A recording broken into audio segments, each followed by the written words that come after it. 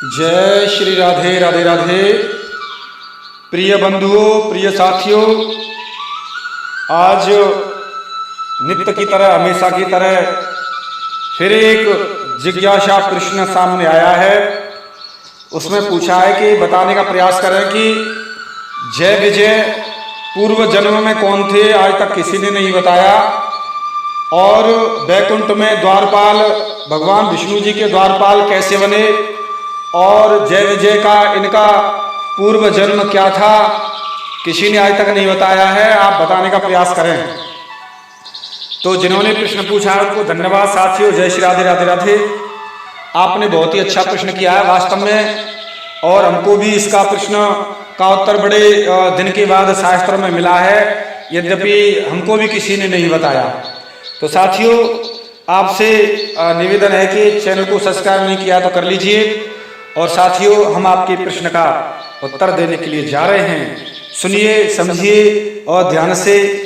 क्या रहस्य है, अगर वीडियो बार बार रोक रोक कर सुन सकते हैं, देख सकते हैं, जान सकते हैं, तब कहीं समझ आएगा। साथियों, हम प्रमाण से कहते हैं, ये हमारा दिव्य ग्रंथ कॉपी कोड और J1 का फर्स्ट, J1 का एक, ये दिव्य ग्रंथ कॉपी कोड। मैं इस पेज पे जा रहा हूं साथियों। J1 दिव्य ग्रंथ कॉपी कोड, J1 का फर्स्ट, दोनों ही फर्स्ट है, J1 और J1 का फर्स्ट है पेज, उससे हम प्रमाणित कर रहे हैं साथियों। M लिखा हुआ है, S सेकंड और 781 से। चलते हैं साथियों आपके प्रश्न का उत्तर देने के लिए। साथियों, बड़े ध्यान से सुनिए, प्रमाण से बोल रहे हैं हम।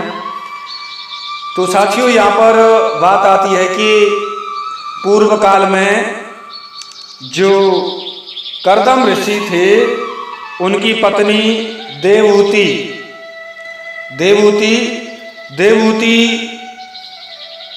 के द्वारा दो पुत्र हुए। कर्दम ऋषि और देवहूति के दो पुत्र हुए। दोनों पुत्र बड़े ही दिव्य थे और दोनों पुत्रों का जन्म हुआ। कर्दम ऋषि जी की पत्नी देवहूति जी से जय विजय का जन्म हुआ। इनका नाम जय और विजय था। तदनंतर देवहूति को एक और पुत्र जन्मा, उसका नाम कपिल जी था। साथियों, देवहूति के 3 पुत्र हुए थे। पहले 2 पुत्र जय और विजय थे, वो दिव्य थे, और तीसरे पुत्र जो थे वो कपिल जी थे। साथियों, यहाँ पर समझ आ रहा होगा, पता चल रहा होगा। अगर कोई चीज नहीं समझ आती है तो जरूर कमेंट करें। और साथियों, कथा को आगे बढ़ाते हैं। देवहूति और कर्दम जी से 2 पुत्र हुए, जय और विजय। तीसरे हुए कपिल देव जी। कपिल देव जी योग धर्म के ज्ञाता थे, विष्णु व्रत तत्पर, और जय और विजय सतत विष्णु भक्ति में संलग्न थे, रहते थे। जय और विजय तो विष्णु की भक्ति में एकदम डूबे रहते थे, जितेंद्रिय थे, धर्मात्मा थे। वे नित्य विष्णु के अष्टाक्षर मंत्र का जप करते रहते थे। जय और विजय की सतत पूजा से प्रसन्न होकर उनको श्री हरि जी ने, भगवान विष्णु जी ने, भगवान ने प्रत्यक्ष दर्शन दिए और कहा, मैं आपकी भक्ति से प्रसन्न हूं। इतनी तपस्या की थी जय और विजय ने कि भगवान ने उनको प्रत्यक्ष दर्शन दिए। और एक बार मर्त के आह्वान पर यज्ञ कुशल देव ऋषिगण पूजित जय और विजय इतने बड़े दिव्य थे, भक्त थे और प्रकांड विद्वान थे कि राजा मरुत ने बहुत बड़ा यज्ञ किया था। उसके जैसा तो आज तक कोई यज्ञ ही नहीं कर पाया। और उनके सबसे बड़े आचार्य, दिव्य यज्ञ को कराने वाले और जय विजय को बुलाया जाए तो उनके निवेदन करने पर जय और विजय उनके यज्ञ में गए, मरुत राजा के यज्ञ में गए। और उस यज्ञ में जय ने ब्रह्मा जी का कार्य और विजय ने होता का कार्य संभाला। ब्रह्मा जी का जो स्थान होता है, ब्रह्मा जी जिस कार्य को करते हैं, उस यज्ञ में जय ने ब्रह्मा जी के कार्य किया और विजय ने होता का कार्य किया। जो होता है यज्ञ में आहुति जो डालते हैं और कर्मकांड करते हैं, तो इस तरीके से साथियों उस कार्य पर दोनों ही जय ब्रह्मा जी के स्थान पर और विजय होता के स्थान पर कार्य ग्रहण किया और दोनों ने समस्त यज्ञ कार्य संपन्न किया। बड़ा धूमधाम से जबरदस्ती विधि विधान से वेदों के ऋचाओं के द्वारा कार्य को दिव्य तरीके से संपन्न किया, क्योंकि वो प्रकांड विद्वान थे। इसके बाद क्या होता है साथियों, सुनिए। अब कथा आगे मोड़ लेती है, यहां से कथा चलती है साथियों। चलते हैं आगे की ओर। राजा मरुत ने अब भृत स्नान करने के पश्चात में इन जय और विजय को प्रभूत धन दिया। इतना धन दिया था वहां यज्ञ में आने वाले को, और जय विजय को तो सबसे ज्यादा धन दिया था साथियों, क्योंकि ये मुख्य थे। तो जय विजय को इतना धन दिया कि गाड़ियों में भी नहीं चला था साथियों। जय और विजय यह समस्त धन संपत्ति लेकर दोनों अपने आश्रम पर लौटे। इसके पश्चात दोनों ने विष्णु जी की प्रसन्नता हेतु पृथक रूप से यज्ञ अनुष्ठान करना चाहा। यानी कितना धन मिला है, अब इसको भगवान विष्णु जी की यज्ञ करते हैं, अनुष्ठान करेंगे। इसके लिए यह धन संपत्ति विभाजित करते समय दोनों में स्पर्धा हो गई। अब दोनों में होड़ बंध गई, आधा आधा बांटेंगे, आधा आधा बांटने लगे। साथियों धन में बड़े 15 दोष होते हैं, बुद्धि खराब कर देता है। होड़ हो गई। तब जय ने कहा यह संपत्ति समान रूप से हम दोनों में विभाजित होनी चाहिए, बराबर बराबर। विजय ने कहा नहीं, ऐसा नहीं होगा। यज्ञ में जिसे जो मिला है वही उसकी संपत्ति मानी जाएगी। अलग अलग मिली थी, किसी को ज्यादा किसी को कम। वो तो कह रहे जिसको जो मिला है, ये तो ये कह रहे जो वही मानी जाएगी। और जय कह रहे हम दोनों ही जितना मिला है एक इकट्ठी करके आधा आधा कर लेते हैं। लोभी विजय का कथन सुनकर क्रोधातुर जय ने विजय को साथ दे दिया। तुम राजा से मेरे हिस्से का धन पाकर भी मेरा धन मुझे नहीं दे रहे हो और उस पर भी अपना अधिकार जमा रहे हो, अतः तुम ग्राह हो जाओ। अगर इस तरीके से तुम मगरमच्छ हो जाओ। तो जय ने विजय को साफ दे दिया, मगरमच्छ हो जाओ। विजय ने भी जय का साफ सुनकर उसे साफ दिया, तुम मदमत्त होकर मुझे साबित किया है, अतः तुम हाथी हो जाओ। अब विजय ने जय को साफ दिया कि तुम हाथी हो जाओ। अब जय हाथी होने का साफ मिल गया जय को। तदनंतर परस्पर अभिषिक्त जय विजय ने पूर्व पूजा में रमापति की दर्शन किया था, क्योंकि भगवान का एक बार दर्शन कर लेता है वो आज भी तो कल भगवान को ही प्राप्त करता है।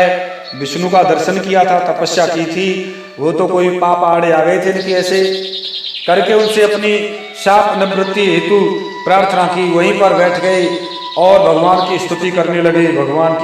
भगवान हम दोनों को कृपा करो हे अंतर्यामी, हम दोनों ने एक दूसरे को साप दिया है, साप की निवृत्ति हेतु गलती हो गई भगवान। तो बहुत जोर से स्तुति तपस्या साधना करने लगे, बहुत करते रहे। हे देव, हम आपके भक्त हैं, परस्पर साप के कारण हम हाथी तथा ग्राह योनि में पाने जा रहे हैं। हे कृपा सिंधु, अब आप कृपा करके हमारी साप निवृत्ति ही का कोई उपाय बताएं। तो तभी ऐसे ही स्तुति करते करते भगवान प्रकट हुए और बोले, वत्सो मैं तुम्हारी स्तुति से साधना से प्रसन्न हूँ, बताइए आप क्या चाहते हैं। तो भगवान कहते हैं, मेरे भक्तों का वाक्य कदापि निष्फल नहीं होता, मैं स्वयं भी अपने भक्तों के वाक्य को अन्यथा नहीं कर सकता। देखो, मैं अपने भक्त प्रहलाद के वाक्य को सत्य करने हेतु पूर्व काल में खंबे से स्तंभ से प्रकट हुआ था। भक्त अम्बरीश के लिए भी प्रार्थना करने पर मैंने गर्भ में आना पड़ा मुझे, इसीलिए भक्त का वाक्य व्यर्थ नहीं जाता। इस कारण तुम लोग अपने द्वारा दिए गए साप का फल भोग करके मेरे सनातन पद को प्राप्त करो। यह हरि कहकर अंतर्हित हो गए। मेरे सनातन पद को अंतर्हित करो का मतलब है कि आप मेरे यहाँ द्वारपाल हो जाइए, और वहाँ द्वारपाल हो जाओगे, वहाँ से तुम बस मेरे ही धाम में निवास करोगे, वैकुंठ में प्रस्थान करोगे।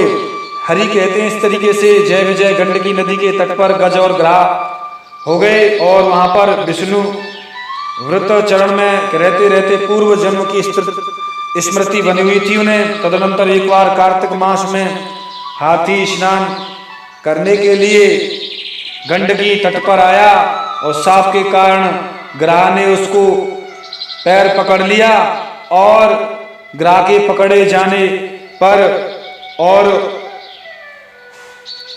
गज ने स्तुति की, भगवान की दिव्य स्तुति की। गजेंद्र मोक्ष स्तुति होती है भागवत में साथियों। तो गज ने भगवान की स्तुति की, इतनी स्तुति जबरदस्त की, जिसके कारण भगवान विष्णु जी शंकर चक्रधारी भगवान विष्णु जी वहां पर तत्क्षण चले आए, भगे चले आए तुरंत ही, और उन्होंने चक्र से ग्राह का वध करके हाथी का उद्धार कर दिया। गज एवं ग्राह को अपना सारूप्य प्रदान किया अपना, और तदनंतर भगवान ने उनको वैकुंठ में प्रस्थान किया। जाओ धाम मेरे, तुम मुक्त हो गए, मेरे धाम में निवास करो, वहाँ पर सेवा करो, द्वारपाल बन जाओ। तब से गंडकी नदी विष्णु क्षेत्र के नाम से जानी जाती है। चक्र छोड़ने के कारण वहाँ पर दिव्य धाम है। तब तुमने जय विजय का प्रसंग पूछा था साथियों। जय विजय हरि के धाम में वहाँ पर द्वारपाल बन गए हैं, और द्वार के रक्षक के रूप में संसार में प्रसिद्ध हैं।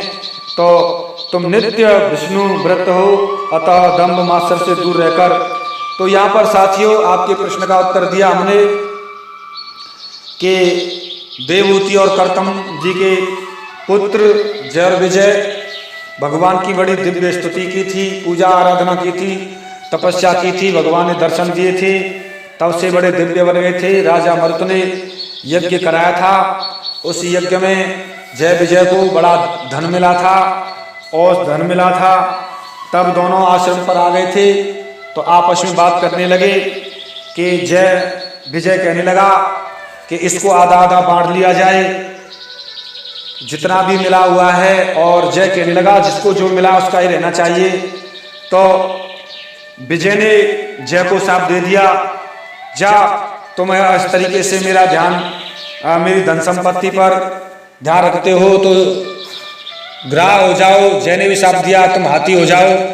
एक दूसरे ने साफ दिया, भगवान की स्तुति की। भगवान ने कहा चिंता न करो, तुम्हारी साफ निवृत्ति करूंगा। और उस कारण से भगवान विष्णु जी ने गज ग्राह से मुक्ति की और मुक्त करके अपने धाम वैकुंठ में भेज दिया।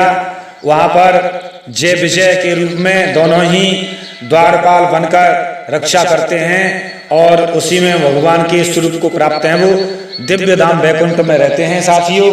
उनका जैसा दिव्य धाम वैकुंठ साथियों, हमने आपके प्रश्न का उत्तर देने का प्रयास किया है और प्रमाण से दिया है साथियों।